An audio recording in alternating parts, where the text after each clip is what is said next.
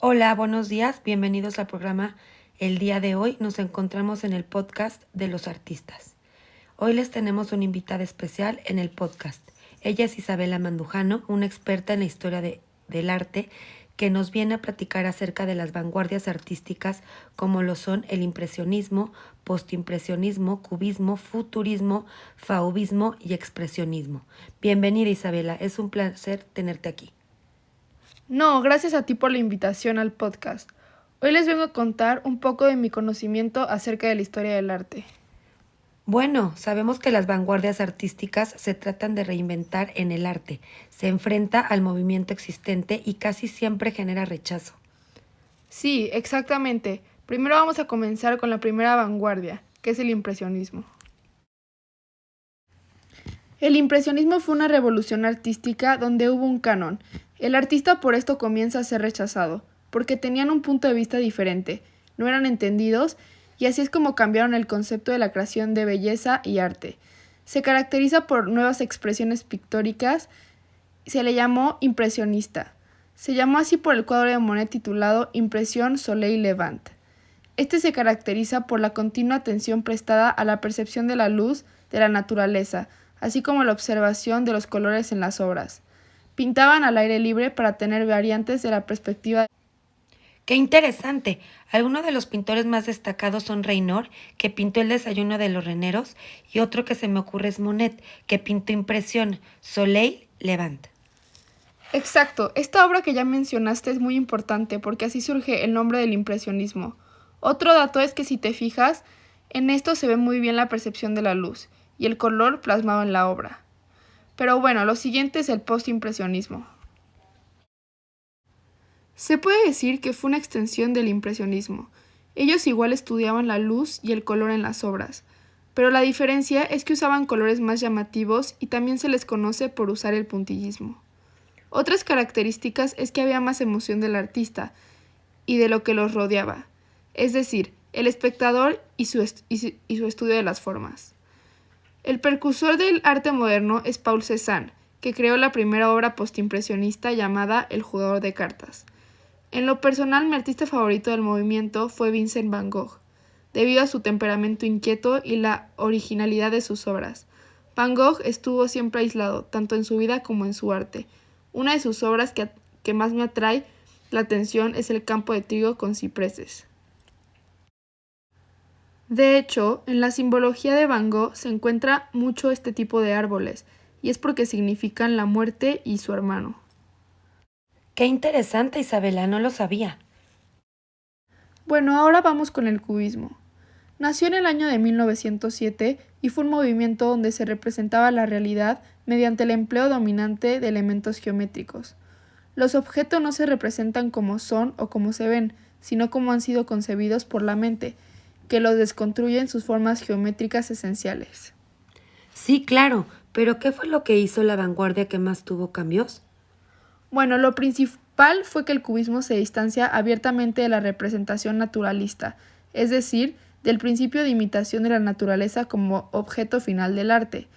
Algo que debemos de tener claro al igual es que las personas de esta época ya sabían que un movimiento así iba a ocurrir, ya que fue un tiempo donde el desarrollo tecnológico había llegado a un punto verdaderamente transformador. El automóvil, el aeroplano, la radio aparecieron, al igual que el movimiento político nuevo. Otra de las influencias de este movimiento fue el arte africano y el arte ibérico, ya que en esta época hubo algunas exposiciones en París donde Picasso y otros artistas tuvieron la oportunidad de apreciar. Háblanos un poco acerca de Picasso. Claro, es español, pero vivió mucho tiempo en París. Se cansó de siempre pintar lo mismo y cuando vio una obra trivial de máscaras se inspiró y comenzó a pintar las señoritas de Avignon. El cubismo se inicia a causa del terremoto provocado por esta obra. Como vemos, el cuerpo de las mujeres está desnudo, pero se convierte en un conjunto de planos angulares, más marcados cuanto más a la derecha vayamos. Otra persona que fue muy importante en la época fue Gertrude Stein.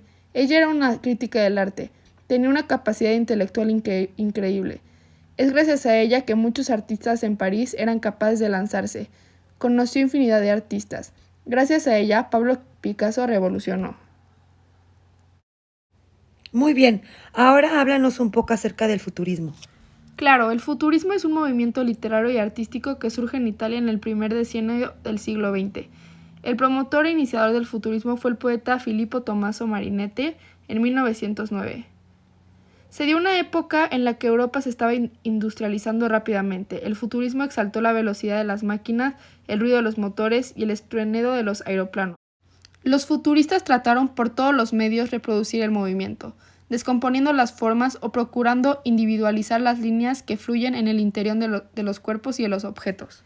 Isabela, y cuéntanos qué fue lo que diferenció esta vanguardia de los demás. En contraste con modelos tradicionales, los futuristas sostenían la necesidad de plantear una nueva concepción de la vida y por lo tanto una nueva forma de expresión artística.